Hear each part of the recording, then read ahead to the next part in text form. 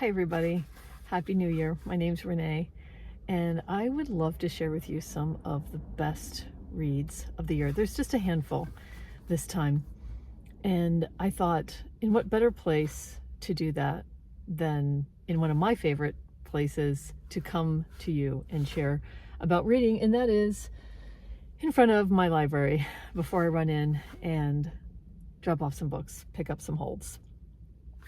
I already made notes about my favorite books of 2025, my favorite reads. Really my favorite authors, because sometimes I read multiple books, but I already made those notes at home just to remind myself. So I'm a little bit off the cuff here, if that's all right with you. This is an off the cuff review. One of my favorite writers that I discovered this year was Kang, and I apologize if I'm not pronouncing that correctly. But I read We Do Not Part by Kang pretty early in the year.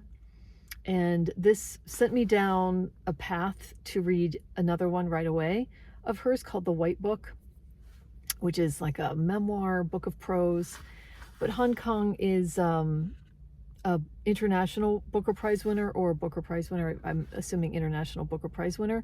She's a Korean author, and I think her debut novel, The Vegetarian, is that was her debut novel, but it won the Booker Prize in 2016. And I picked up We Do Not Part, and I didn't realize it was going to then set me down a path of researching Jeju Island in Korea. I think it's Korea's largest island. It's a volcanic island.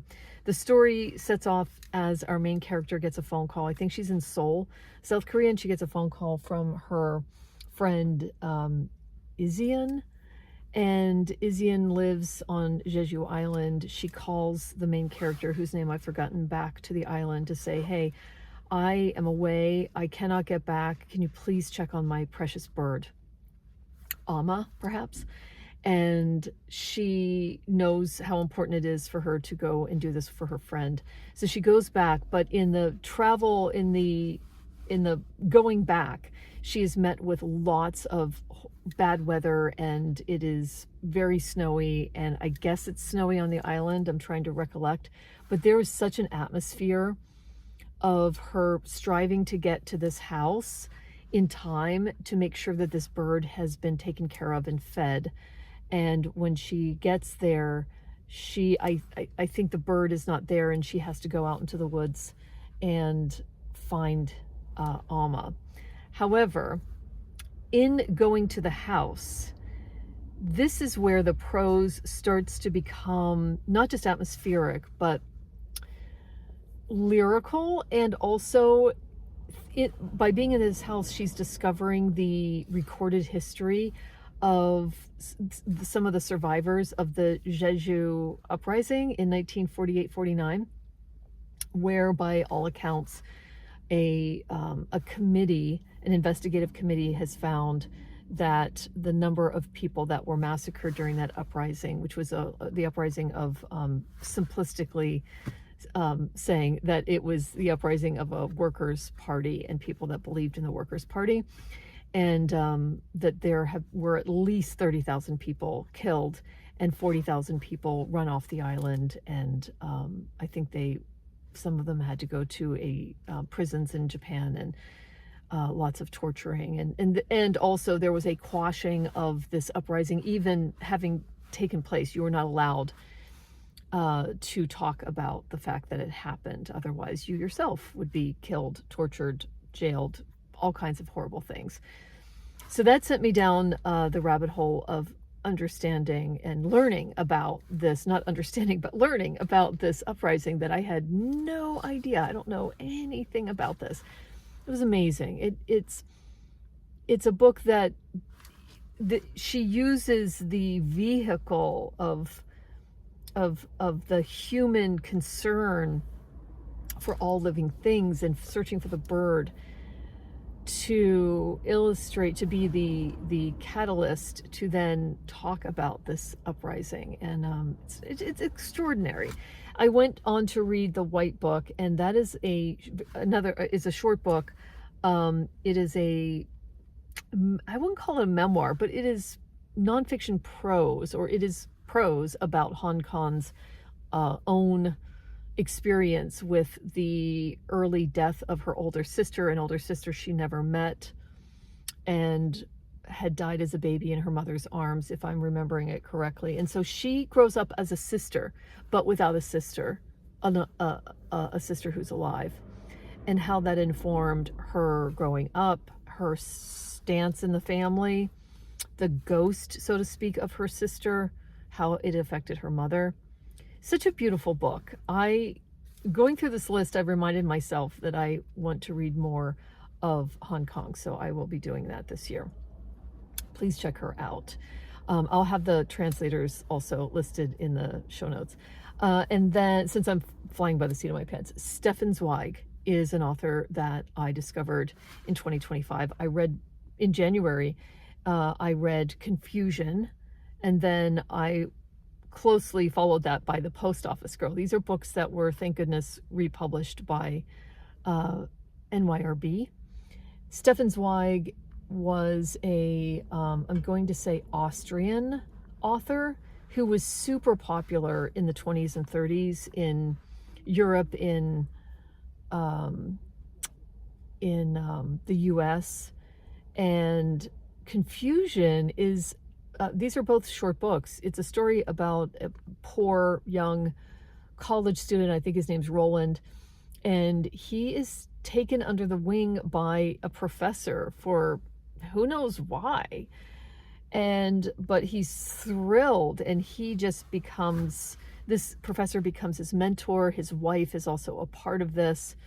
He moves into, I think, the same building as they're living, and you're wondering, is this all going to go crashing down? Because Roland's life has changed, and now it's built with these two people, and it's changed him. What happens if that all falls apart? Really good. And The Post Office Girl is about Christine, who is a dull post office worker in a very dull little village in Austria. And she gets a letter from her aunt in America that says, hey, why don't you come with us, meet us at a resort in the Swiss Alps? We would love to have you. This is after World War I. She does that. That, for some reason, doesn't go off as well as it was supposed to. Then she's back at her post office job, as dull as ever, and she meets a guy named Ferdinand.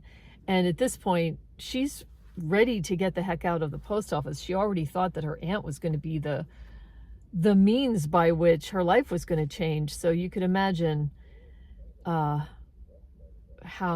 eager she is to be swept up by someone. And so I think this is called like noir or psychological fiction. It's reminding me that I want to get back to Stefan Zweig. I think Chess Story is a book that a lot of people have read. Again, thanks to NYRB. Okay, let me look at my little list that Trollope. I'm just going to mention, because I talk about Anthony Trollope all the time, I continued in the series, the Palliser series. I read the Eustace Diamonds and Phineas Redux. Phineas Redux was amazing. However, my favorite Trollope of this year was a standalone called The American Senator, which I learned about from Simon Hazel from Footnotes and Tangents. Mentioned that Clare Laporte, who has a wonderful Substack, was running a read-along. And The American Senator is amazing. It's not about the senator, really. I mean, yeah, there's an American senator in it, and that's interesting. But Trollope throws that in as comic relief, but really it's about the main character, who's a young woman, and her mother, and they don't have very much money, but they have an uncle that either has money or had money, so they can get themselves into different society and be accepted. But the way they try to wrangle who she's going to marry and who she wants to marry, that sort of thing. It was really, really good. I really liked reading a standalone Trollope that was so engaging. I was very happy to discover Clare Laporte as a result, and be subscribed to her Substack. Then Henry James was another discovery for me this year, just recently. The Portrait of a Lady. I got hooked from the Mooks and the Grapes podcast, and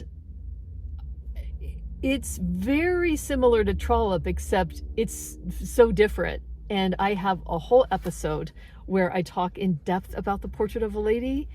It's unique in that there is a very singular young woman main character, but she's an American, and she has been brought to the UK by her aunt because she's now her parents aren't alive anymore, and so on. And so it starts in Albany, and then it goes to the UK, and she's got some relatives there, her aunt and uncle, who are also American, but they have adopted the UK as their home, England as their home. And that's such an interesting twist. I love the uniqueness of this writing. Highly recommend it. Many people talk about the Portrait of a Lady, but I'm telling you, I was blown away. And I can't not mention also, I think in that video that I talk about that, I also talk about Angel by Elizabeth Taylor.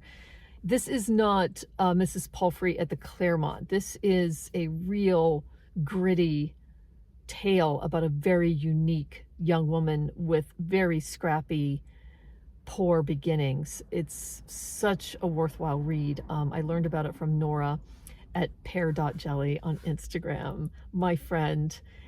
Please check out her Instagram. You will find the most wonderful, reliable recommendations from Nora. And then I will end with Clare Dalton's Raising Hare. I didn't read very much nonfiction other than the White Book, and then I think this year. This one was amazing. It was a recommendation by Angela from Angela's Bookcase, I believe, here on YouTube. And she does a lot of nature reading. I don't. But this was about a woman who went to a house out in the country that I think she or her family owns.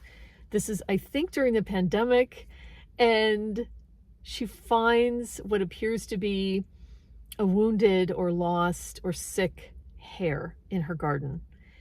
And it's so beautifully written, her experience with being by herself, with being isolated during the pandemic, and then her not wanting to change anything about the hare's life because she, I think, has a sister who's a vet who says, like, you cannot intervene unless it was serious enough that, you should go to a wildlife animal vet, but otherwise just do this, don't do that, whatever.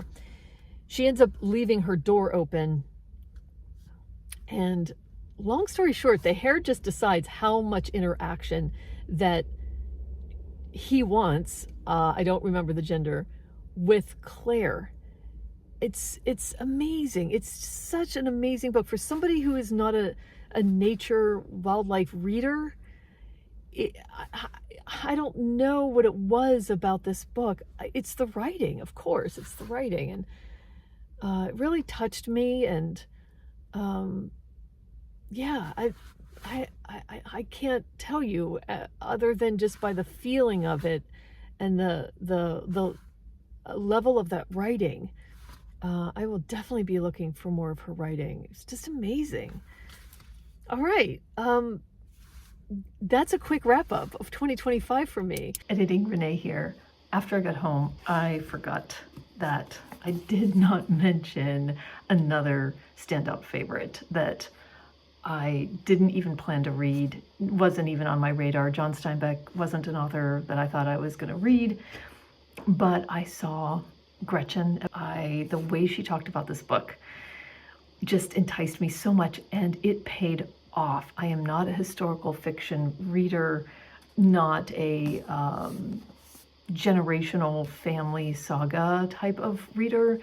However, the writing, the engagement with the characters was amazing. Some people say that this is a reenactment of the fall of Adam and Eve and the poisonous rivalry of Cain and Abel. I don't know. I didn't pick that up because I'm not familiar with it. So it was just a beautifully written story with characters that you cared about.